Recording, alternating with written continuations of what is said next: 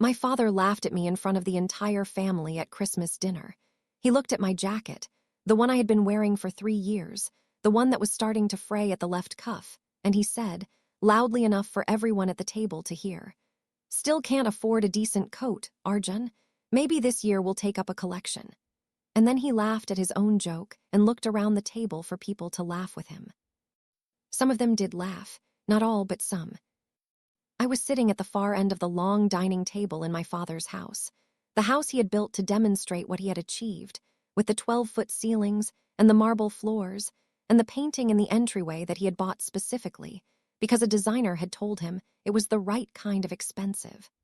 The Christmas tree was the right height. The food was the right amount of elaborate.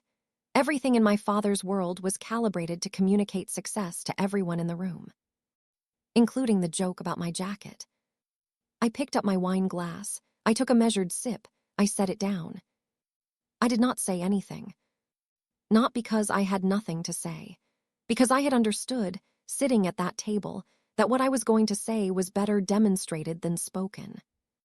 The family Christmas gathering was in 2 days' time, the larger one, the one where my father had decided, this year, to book the whole extended family into a resort for 4 days. A luxury resort in the hills. The kind of place that communicated exactly what my father wanted to communicate. He had not yet been told who owned it. Part 1.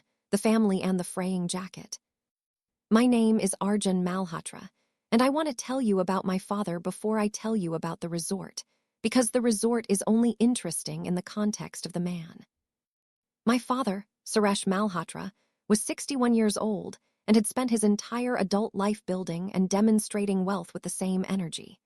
He had started with a construction supply business in Delhi that had grown steadily over 30 years into something significant, not the largest in the industry, but large enough to fund the house with the marble floors and the annual family Christmas gathering at progressively more expensive venues. He was not a bad man. I want to be precise about this because precision matters. He was a man who had organized his entire identity around financial achievement and who communicated love through the proxy of that achievement and who genuinely did not understand that this was not the same as love. I was his younger son. My elder brother Rohan had followed my father into the construction business and was, by my father's measure, everything a son should be in the company, building on what had been built, producing the grandchildren and the professional continuity that fathers like mine consider the correct return on investment. I had done something else. I had gone into hospitality. Not in the way my father had hoped, not hotel management in the corporate track that leads to a senior position at a chain, not the respectable career path he had mapped. I had started small, worked harder than I had known it was possible to work, made decisions that had sometimes been wrong and corrected them and kept going, and over 8 years had built something that I had been deliberately quiet about. The fraying jacket was a choice. I want to be clear about that. I had not worn it by accident. I had worn it because I had learned, over years of watching my father's world, that the people who most needed to announce their wealth were the people most afraid that without the announcement nobody would notice it. I had decided, at some point in my late 20s, that I was not going to be that person. I would wear the jacket until it was genuinely unwearable, because the jacket was warm and well-made, and the fraying at the cuff was cosmetic and not a problem, and because I was not trying to prove anything to anyone at my father's dinner table. The joke had landed anyway. 2 days before the family Christmas gathering at the resort, my father had booked, and my father did not own. The resort was called Aranya. It sat in the foothills of Himachal Pradesh, 12 acres of forested land, 32 cottages arranged along a ridge with views that stopped conversation, a main lodge built in the vernacular style of the region with local stone and timber that had taken 2 years and significant consultation with architects, craftspeople, and environmental specialists to get right. It had opened 18 months ago. It had been, in the trade press, a significant moment, not because of its size or its price point, but because of what it was trying to be. What it was trying to be was honest. A luxury property that used local materials, employed local people, sourced its food from the region, and asked its guests to be in the landscape rather than consuming it. This was not a marketing position. It was the decision I had made at the beginning and had held to through every financial pressure and investor conversation and moment of doubt. The rates were significant. The experience was worth them. The waiting list for peak season was 4 months. My father had booked it for Christmas because someone in his social circle had recommended it as the best resort in the hills this year. He had called the reservations number and booked all available cottages for the family gathering and paid the deposit with the satisfaction of a man who had found the right place to demonstrate what he was capable of providing.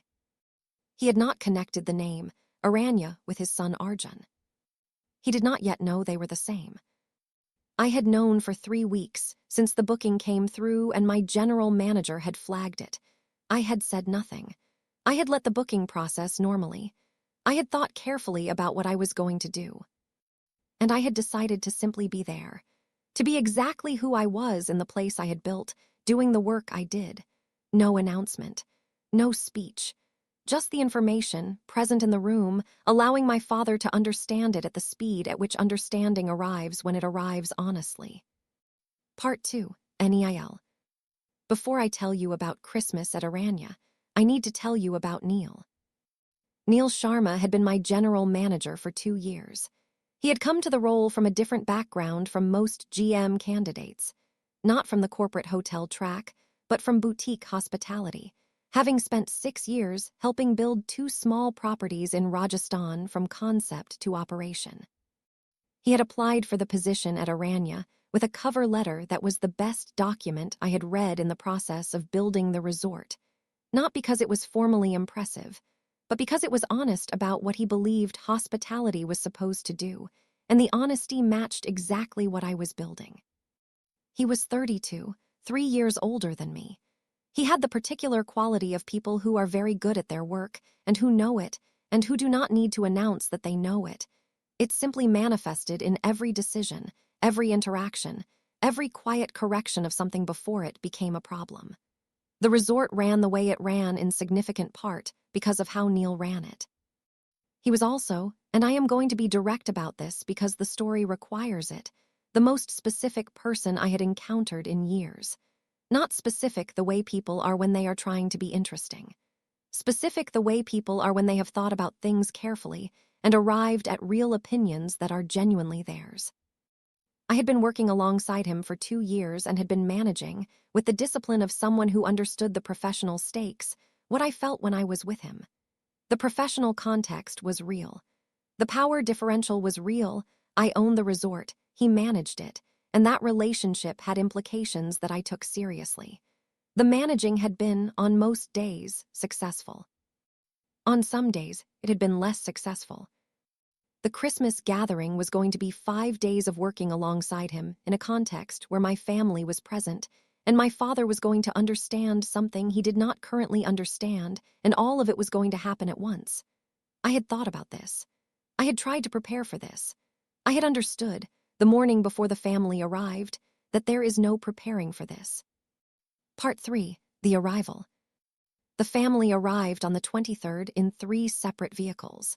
The convoy of a large family gathering that had been coordinated over weeks of group messages that I had been included in and had responded to minimally. I was at the main lodge when they pulled in. This was not strategic positioning.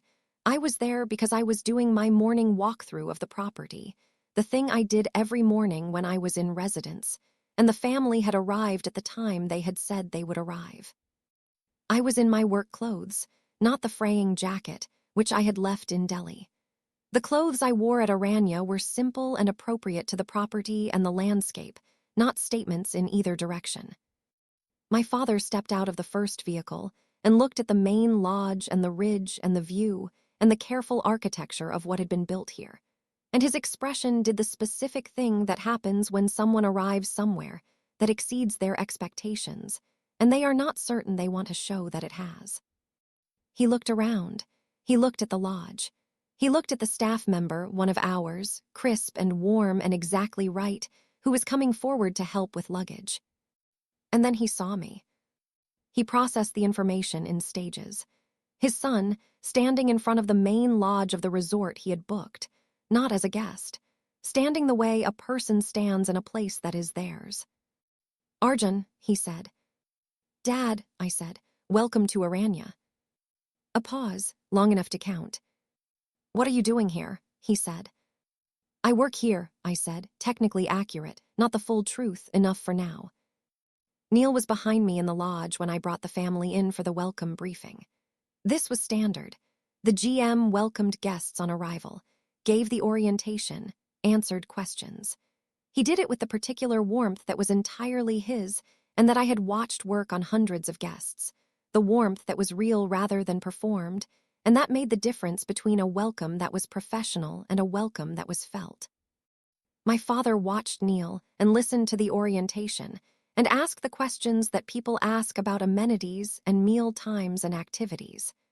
Neil answered them with the fluency of someone who knew this property, the way you know something you have helped build. At some point, my father said, addressing Neil, "And the owner is the owner on site. I'd like to meet them." Neil's expression did something that I was probably the only person in the room who noticed. "The owner is on site," Neil said pleasantly. "You'll have the opportunity to meet them. We try not to make it too formal. They prefer to let the property speak for itself."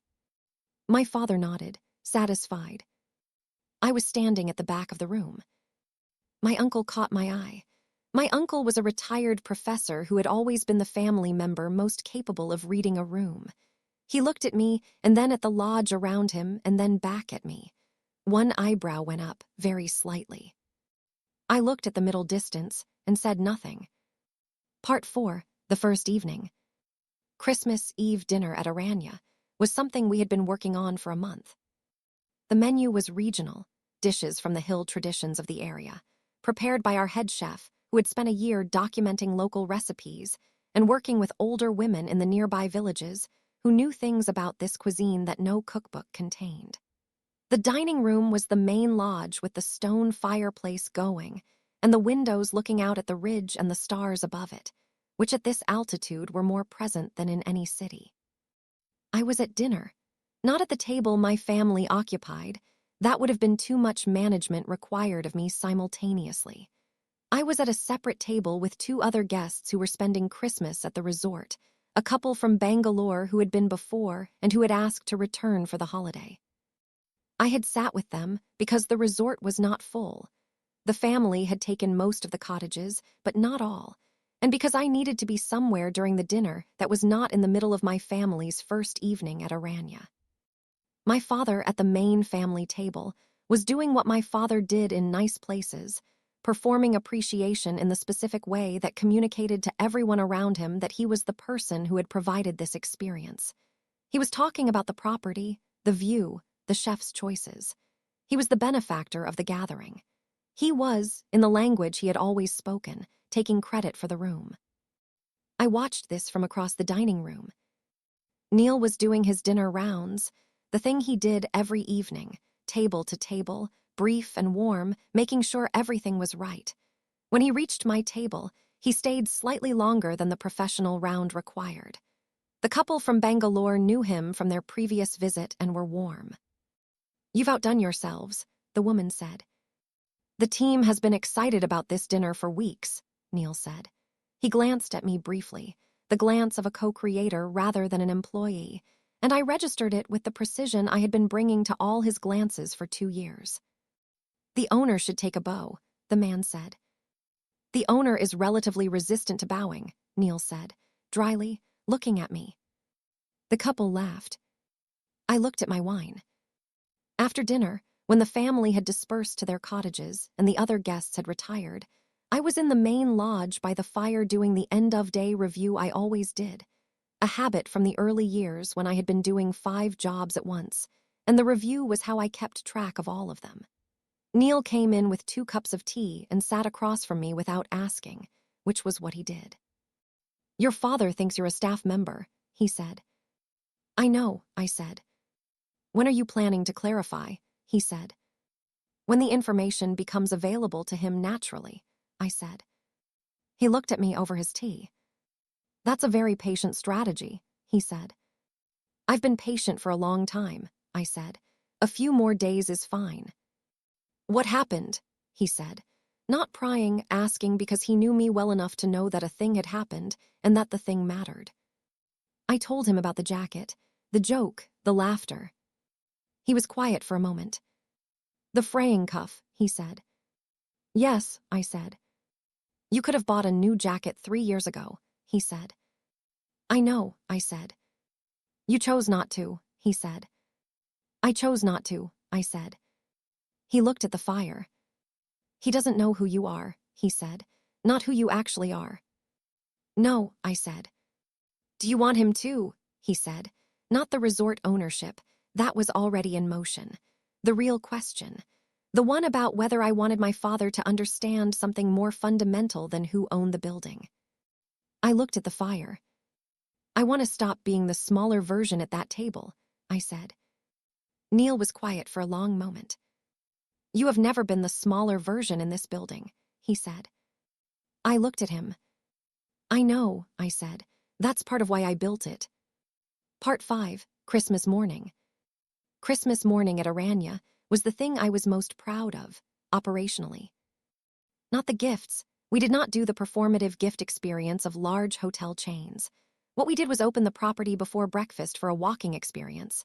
A guide, one of the local young men we had trained, took guests through the forest in the early morning before the day's activities, showing them things that were not visible when you were inside the lodge.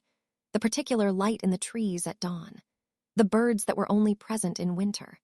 The specific way the fog moved through the ridge. My family went. This surprised me slightly. My father was not, historically, a man who went for walks in the cold before breakfast. But the spirit of the gathering seemed to have softened something, or the property had done something to the group, and they went. I did not go with them. I used the hour to do the kitchen check and the activity setup, and the things that did not have guides, but that needed to be right. When the family came back, my cousin, he was 24, the youngest of the extended family, a person I had always genuinely liked, came to find me specifically. Arjun Bhai, he said, that walk was the best thing I've ever done before breakfast. I'm glad, I said. The guide, Rajan, he knew everything. Every bird, every tree. He said he grew up in the village below the ridge. He did, I said. He's been with us since we opened. My cousin looked at me. Us, he said, registering the word. I met his eyes. You're not staff, he said, quietly. No, I said. He looked around the main lodge, the ridge visible through the windows, the property that we were standing in. You own this, he said. Yes, I said. He was quiet for a moment. Then he started laughing, not the laugh of the Christmas dinner joke. A real laugh, surprised and genuinely delighted. Uncle Suresh doesn't know, he said. Not yet, I said. He pressed his lips together, containing something. I'm not going to say anything, he said. Thank you, I said. But I'm going to watch, he said. I know, I said. Part 6, the misunderstanding. Here is the part that went unexpectedly. Christmas lunch was family only. The other guests had their own arrangements, and we had set up the private dining room for the Malhotra family, a space I had designed specifically for private gatherings. With windows on 3 sides and the stone fireplace, and a table that could seat 20 comfortably. I was at the table. Neil was managing the service. He oversaw all significant meals personally. This was how he worked. He came in and out of the dining room as the meal progressed, making sure everything was right, speaking with the family in the warm, professional way he had. My father had been watching Neil since arrival. I had noticed this, the particular attention my father paid to people who impressed him, which he would never admit was admiration and always framed as assessment. Neil was impressive in ways my father understood and respected. Efficient, knowledgeable, clearly in charge of his domain. During the meal, my father said to Neil, during a pause in the service, "You run this place very well. Have you been in hospitality long?" "About 10 years, Neil said. 8 of them in properties like this one." "The owner must value you," my father said. with the specific condescension of someone who was complimenting a man's employer rather than the man. "I value the work," Neil said pleasantly. "That helps." "What's the owner like?" my father said. He was still operating under the impression that the owner was someone absent, someone who needed to be introduced to him formally. Neil paused for exactly one beat. "He built this from scratch," Neil said. "Over 8 years. Started smaller, learned what he didn't know, made some wrong decisions and corrected them. He's very precise about what the resort is supposed to be, what it's for, what it owes to the landscape and the people here." Another pause. "He's not much for announcements." My father nodded. The portrait of a self-made man, this was language he recognized. "Smart," my father said. "Very," Neil said, and his eyes found me across the table briefly before he moved on to the next table's requirements. My brother Rohan had been watching this exchange. Rohan knew. I had told him 3 months ago, in confidence, and he had kept it with the loyalty that was one of his genuine qualities even in a relationship that had other complications.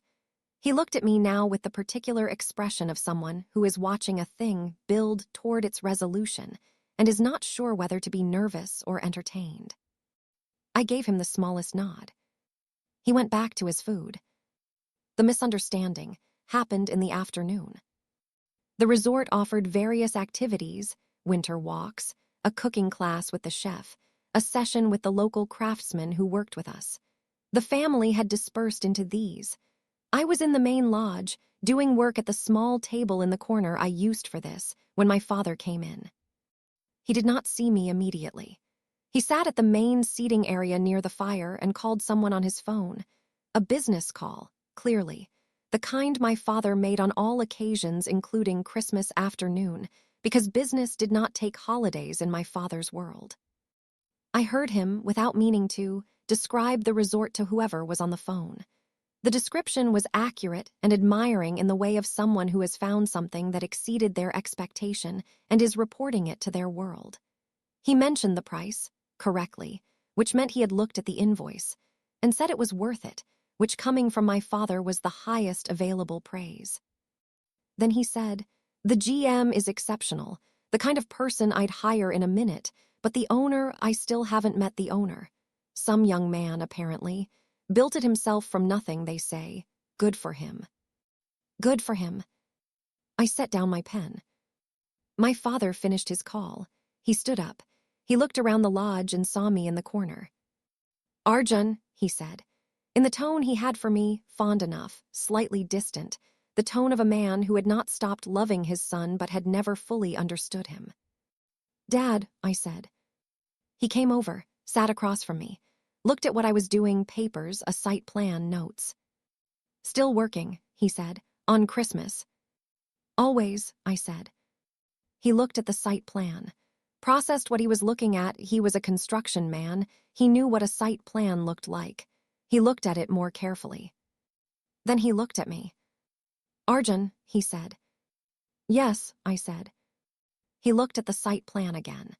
His expression was doing the specific thing it did when he was working through information that was rearranging something he thought he already knew.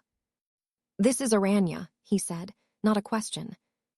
"Yes," I said. "You work here," he said. "You told me you work here." "I do work here," I said, "every day." A long pause. "You own it," he said. "Yes," I said. The fire crackled. Outside the windows, the ridge was going gold in the afternoon light. The resort my father had booked to demonstrate what he could provide for his family was built on land I had bought, and a vision I had carried for 8 years, and a team I had assembled one person at a time. My father looked at me for a long time. Then he said, "Why didn't you tell me?" Part 7, the conversation. "I want to tell you what I said, because I thought carefully about it, and it was honest, and I think honesty is worth including. I didn't tell anyone in the family," I said. "Not because I was hiding it, because I was building it and I wanted to build it without the commentary. You have opinions about everything I do, Dad. All of you do. Some of the opinions are right and some are wrong, but all of them cost energy I needed for the work." He was quiet. "I've been building this for 8 years," I said. I made mistakes in year 2 that almost ended it. In year 4, I had a funding problem that required decisions I lost sleep over for months. In year 6, I had to let 3 people go who I didn't want to let go because I had miscalculated the staffing model. Every year had something. I paused. None of you knew about any of it because if you had known, you would have said things.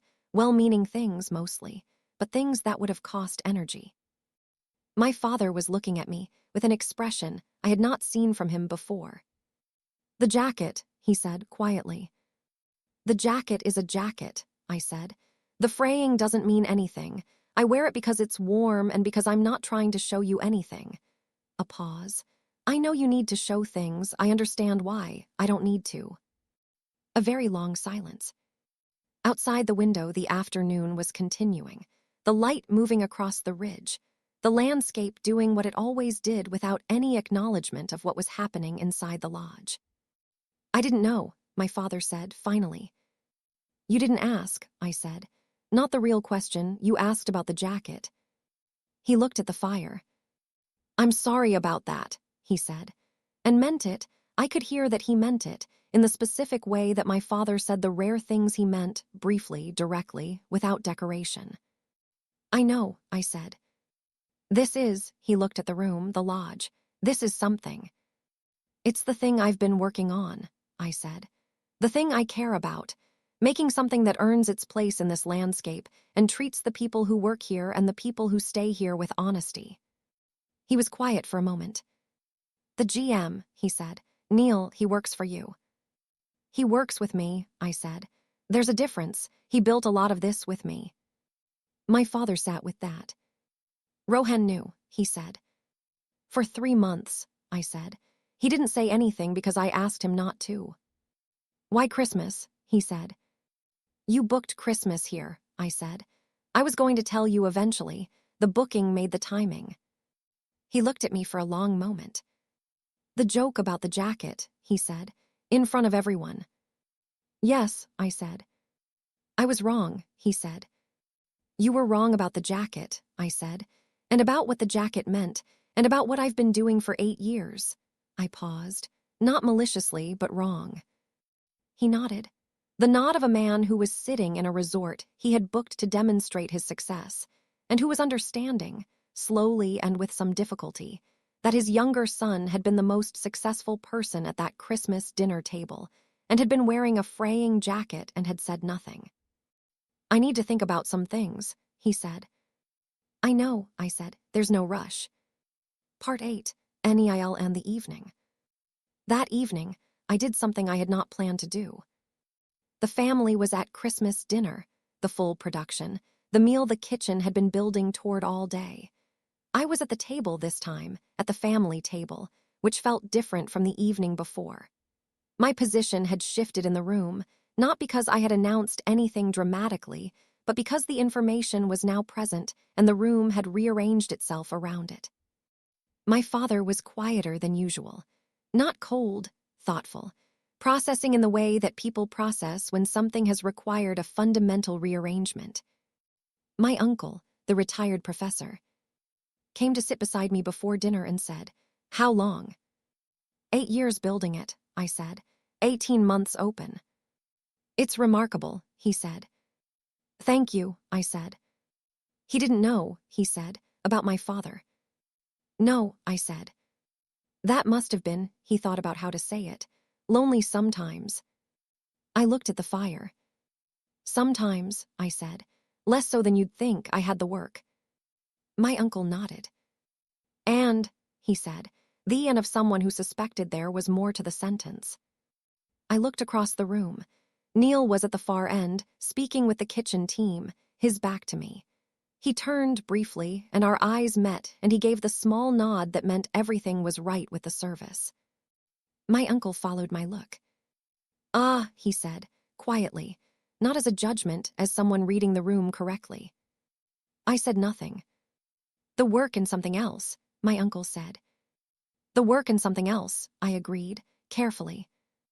After dinner, when the family had gone back to their cottages and the other guests had dispersed, and the lodge was quiet, I was in the small office I used when I was at the property. Neil knocked and came in. That went better than I expected, he said. My father processing things tends to be quieter than his other modes, I said. He watched you all through dinner, Neil said. I know, I said. He was rearranging the picture. Neil sat in the chair across from my desk. The chair where he sat for every end-of-day conversation that we had been having for 2 years, in this office and the ones before it when we were still fitting the resort out. 2 years of this chair. Can I tell you something? I said. He looked at me. The thing I said about the work being part of why it was less lonely. Working on this, building this, that's true. I know it's true, he said. The other part, I said, the something else part. He was very still. I've been managing it, I said. For 2 years. The professional context, the power structure, the reasons why. I've been managing it with the specific discipline of someone who knows why it can't be acted on. I know, he said, quietly. Same as Anand in a different story, I know. The acknowledgement of someone who has been carrying the same thing. You know, I said. I've been managing it too, he said, for the same reasons. Are the reasons still the reasons? I said. He was quiet for a moment. The professional context is real, he said. The power structure is real. Those things don't go away because we acknowledge them. No, I said, but they can be addressed. Not tonight, not by pretending they don't exist, but they can be thought through honestly by 2 people who both want to get it right. He looked at me for a long moment. Your father asked me what you were like, he said. At the Christmas lunch, I told him you built this from scratch, that you're precise about what it's supposed to be, that you're not much for announcements. I heard, I said. I was describing the work, he said. I was also describing something else. I know, I said. The office was quiet. The lodge was quiet around it. The ridge outside the window was dark and still with the cold, the stars above it doing what they always did at this altitude. I'm not going to make a decision tonight, I said. That's not what this conversation is. I know, he said. This conversation is saying clearly that there is something, that I'm not going to keep filing it, that when we figure out the right way to address the professional part, I want to address the other part honestly. He looked at me. Yes, he said, simply. Okay, I said. Okay, he said. He picked up his notebook and stood and went to the door. At the door he paused. The jacket, he said. I looked at him. You should keep wearing it, he said. It's the right jacket. He left. I looked at the empty chair for a long moment. Then I went back to the end-of-day review. Part 9, Boxing Day and the Distance. Boxing Day brought the complications that Christmas Eve had delayed. My father sought me out in the morning, found me on the ridge walk I took every day, fell into step beside me in the way of someone who had something to say and needed the movement to say it. We walked for 20 minutes before he spoke. I've been building my business for 30 years, he said. I started with nothing, you know that. I know, I said. I used to think that's what I was passing on to you, he said. The knowledge of how to build something, but you built something without any of it. I had the knowledge, I said. I watched you. I learned what to do and what not to do. He was quiet. What not to do, he said. I learned that the announcement and the thing are different, I said. That you can spend all your energy on making the announcement sound right and have less left for making the thing right. I chose the thing. He walked beside me for a while. The jacket was an announcement, he said, slowly, like a man working something out while saying it. Your announcement, I said, about what you thought of where I was. It was information about you, not about me. He absorbed this. I've done that a lot, he said. Yes, I said, not unkindly, just accurately. We reached the point on the ridge where the view opened, the valley below, the mountains beyond, the specific breadth of what was visible from here, which was one of the reasons I had chosen this land, and which I had never stopped finding sufficient to stop me in my tracks. My father looked at the view. You built something that earns its place here, he said. His words, from what Neil had told him, he was giving them back. That's what I wanted, I said. I understand that now, he said. I think I'm going to need time to understand it fully. That's fair, I said. I'm not very good at this, he said. The admission of a man who has organized his life around appearing to be good at everything. I know, I said. I'm not asking you to be good at it, I'm asking you to try. We stood on the ridge for a while. Tell me about it, he said. The building of it from the beginning. I looked at him. Now, I said. We have time, he said. It seems. So I told him, standing on the ridge and then walking back and then over breakfast, the full version, the wrong decisions, the funding problem, the people I had let go. He listened with the attention of a man who understood the language of building something from scratch, the specific vocabulary of business risk and correction. This was the conversation we had never had. It was long and imperfect and real. Part 10. The complication with NEIL. The thing I had not anticipated. And I should have anticipated it because I had built a small community of people who paid close attention to things. Was that the family gathering produced a context in which what existed between Neil and me became visible to people who were looking. My cousin was looking. He had said he was going to watch, and he had watched. On the third day, he found me in the kitchen during a quiet hour and said, Neil. What about Neil? I said. You look at him the way you look at the ridge, he said. I looked at my coffee. Okay, he said. I'm not going to make this a thing. I wanted you to know that it's visible, to someone who's paying attention. Is anyone else paying attention? I said. Your uncle, he said. Probably he misses very little. My father, I said. Not yet, he said. He's still processing the resort. He hasn't had bandwidth for anything else. I looked at the window. It's complicated, I said. Most things worth having are, he said. He patted my shoulder once and went to get his own coffee, and that was the whole conversation, and it was the right conversation. The distance between Neil and me in the 2 days after our office conversation was the specific distance of two people who have said something real and are now navigating what comes next without a map. Professional in the professional moments. Brief in the personal moments. Both of us careful in the way of people who are caring about getting something right. My uncle found me on the afternoon of the third day. The GM, he said. Uncle, I said. You built this with him, he said. With a team, I said.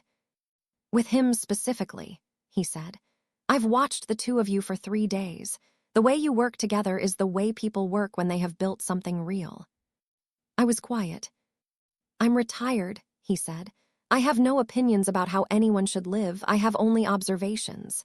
He looked at the ridge through the window. You chose a difficult place for this work. Difficult terrain, difficult logistics, far from your comfort zone. You chose it because it was right. He looked at me. I think you know what I'm saying. I know, I said.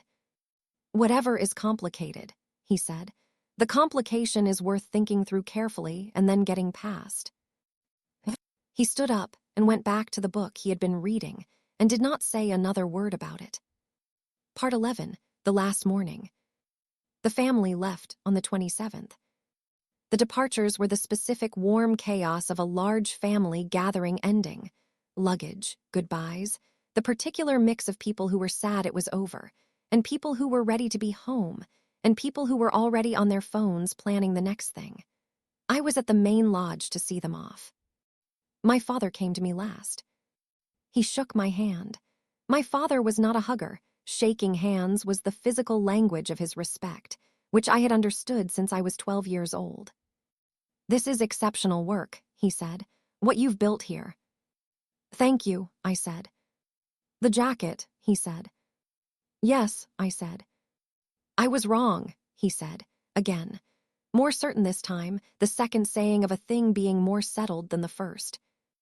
I know, I said. I'm going to be better at asking the real question, he said. I can't promise I'll always get it right, but I'm going to try. I looked at him, this man who had been the wrong kind of measuring stick for most of my life, and who was, standing in front of the resort I had built, attempting something real. That's enough, I said. Trying is enough. He nodded, got in the car. The convoy moved out. I watched until the last vehicle was gone. Then I turned back to the lodge. Neil was at the door. Part 12, what came after. I want to tell you about the conversation we had, finally, 3 weeks after Christmas. Not at the resort. I had traveled to Delhi for a meeting, and he had come to Delhi for a supplier visit, and we had dinner at a restaurant that was neither of our professional contexts. A table for two at a place in a neighborhood where neither of us had history. I had asked my board advisor, a woman named Priya who I had worked with since year 2, and who knew the resort and knew Neil and who had, when I told her what I was thinking, said, "The question is whether you can genuinely separate the professional from the personal and manage the professional correctly. If the answer is yes, and you're both clear about what that requires, then the other question is whether it's worth it." I had thought about that for 2 weeks. The answer to the first question was yes, with structural changes, with clarity about authority and reporting, with both of us being honest about complications as they arose. Priya had helped me think through what the structural changes looked like. The answer to the second question, I knew without needing to think about it. At dinner, I laid it out, not romantically, with the precision that the situation deserved. The professional structure, what would need to change and how, what honesty we both owed the situation. He listened with the same full attention he brought to everything. When I finished, he said, "I've been thinking about it too." "What did you conclude?" I said. "The same," he said. "Structurally, it's manageable. The question is what we're managing it toward." "I know what I'm managing it toward," I said. "So do I," he said. The restaurant was warm. Delhi in January was cold outside, and the warmth of the interior was specific and good. We were two people who had built something real together over 2 years and who were, at this table, acknowledging something that had been present for all of it. "My father asked about the jacket again," I said, "on the phone last week." "What did he ask?" Neil said. "He asked if I'd got a new one. I said not yet. He said I almost smiled. He said he understood now why, that the fraying was a decision, not a circumstance." Neil looked at me. "He's learning," he said. "Slowly," I said, "but he's trying." "That's the thing about people," Neil said. "When they actually try, slowly is fine." We ate. We talked about the resort and what the spring season was going to require, and about a project I was considering. A second property, further away, a different kind of land. We talked about his family in Chandigarh and mine in Delhi, and the specific shape of living between a city and a mountain property, and what it did to the way you understood both. We talked the way we always talked, the way of two people who had been building something together and who had now acknowledged what else they were building. At the end of the evening, walking out into the January cold, he stopped on the pavement and looked at me. "The right jacket," he said, referencing Christmas Eve. "You said I should keep wearing it," I said. "I meant it," he said. "The fraying is the right jacket, the rest is an announcement." I looked at him. "You understand that," I said. "I've understood it since the interview," he said. "Your cover letter was 12 lines, no announcements, just what you were building and what it was for." I had not known he remembered that. 12 lines, I said. 12 lines, he said. And I thought, this person knows the difference between the announcement and the thing.